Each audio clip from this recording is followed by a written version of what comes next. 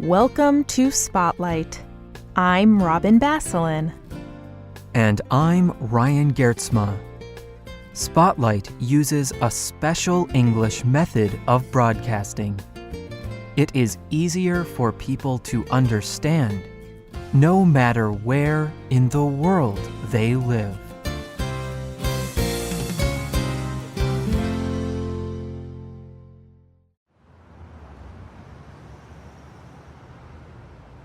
It is the middle of July. Jamie is standing outside of a large building. She is in San Diego, California, in the United States. It is warm outside, but Jamie is wearing a lot of clothing. She is dressed in a man's shirt, dress coat, trousers, and necktie. Over the top of this, she is wearing a long brown coat. And on her feet are sports shoes. These clothes would look very unusual on a woman in most any place. But in San Diego in July, no one seems to think it is strange. In fact, all around Jamie, there are many other people dressed in strange, unusual clothing. Jamie and the people around her are dressed unusually because they are cosplayers. A cosplayer, or costume player, is someone who wears clothing to look like their favorite character from a film, television show, or book. Jamie is dressed as the 10th Doctor from the British television program Doctor Who. And she is at one of the largest gatherings of cosplayers in the world, San Diego Comic-Con. Cosplayers like Jamie wear costumes to have fun, and they join together to enjoy a different cultural experience. Today's spotlight is on cosplay.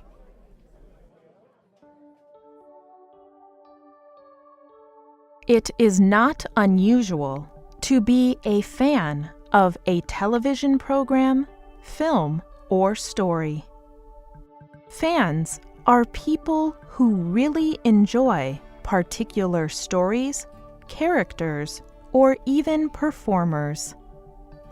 Often, they like to see pictures of and read news stories about them.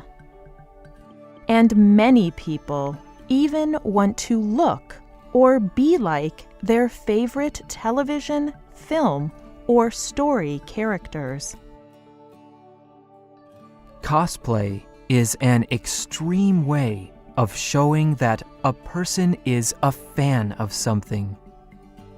For example, a fan of the Japanese television program Sailor Moon might dress like the program's main character. She might wear shoes that go up to her knees and a long, fake hair wig. Allison is a cosplayer from Georgia in the United States.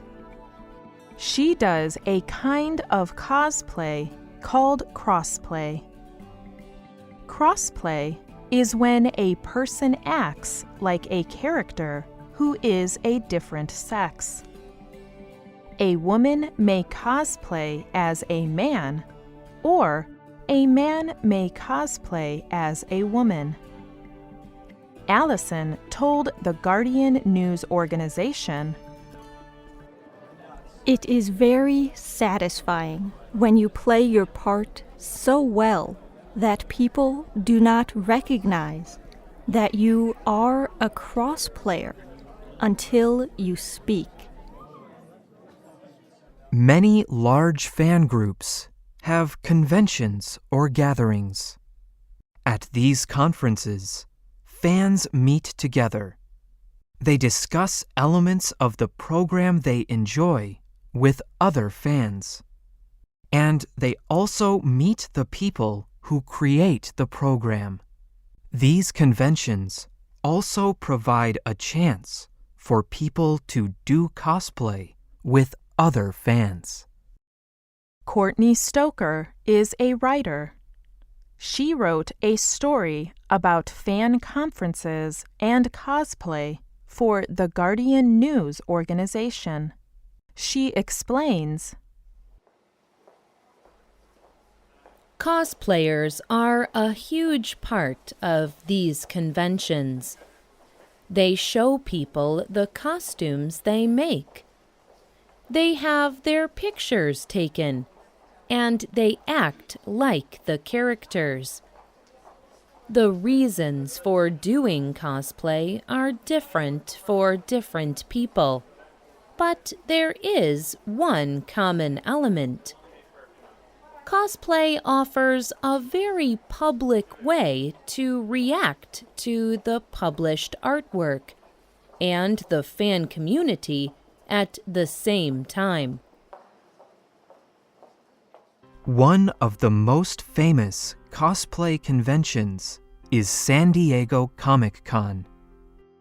In July of every year, thousands of fans, television and film stars, and writers travel to attend this gathering. However, the world's largest cosplay event is called Comic-Con.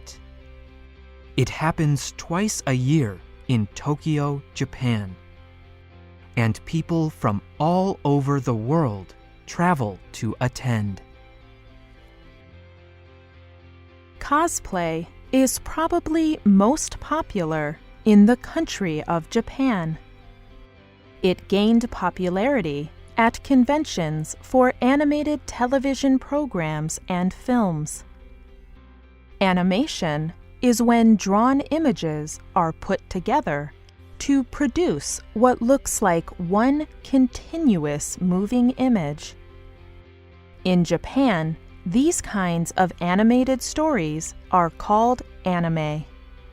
And anime is very popular. Over time, many cosplayers began to attend these anime conferences. They would dress and act like their favorite characters. In Japan, cosplayers are often more serious about cosplaying than in other places, like the United States. Often, Japanese cosplayers will not talk about who they really are. They will always act like the character they are playing. The costumes are also very important. They are often made at home and are very carefully designed. Costumes can cost nearly 1,000 United States dollars. Although cosplay is popular in Japan, it is not accepted by everyone in the culture. Cosplayers in Japan are very careful to keep their real names a secret. This is because many people in Japan think that cosplay is child's play. They do not think cosplay is worth a player's time and effort. The Cosplay Research Project is a website all about cosplay. It contains many stories about the experiences of cosplayers. It also has a lot of research about the history and cultural effects of cosplay. In the section about cosplay in Japan, it says, "It is not that the Japanese people are not proud of their hard work. their costumes and designs. It is just that most of Japanese society, their parents, and even some of their friends may not like cosplay. This can sometimes lead to becoming an imeji, a person who is socially exiled or treated badly for doing cosplay. In Japan, the clothing a person wears is important. People often judge another person's character by what they wear. This is an issue in many cultures. So, cosplay is appealing to many people because it gives them a chance to escape social pressures about clothing and social or economic class. People also like cosplay because it can help them move past social barriers. For example, in many cultures, women have very defined social roles. Often, they are not able to share their thoughts and feelings on particular issues. But when a person cosplays, they can express their opinions in a safe way. They feel like they can say things they may not say if they were dressed normally. Cosplay is also a way for people from all different cultures to connect. People from around the world can become friends with other people who share their interest in particular stories and characters. And they can share in a common cosplay culture. Although many people may think cosplay is a little strange, it can have many positive results.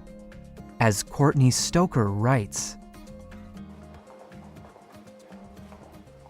Cosplay offers a space for fans to enjoy, criticize, and discuss their opinions about what they love. And sometimes they can do it all with the same costume.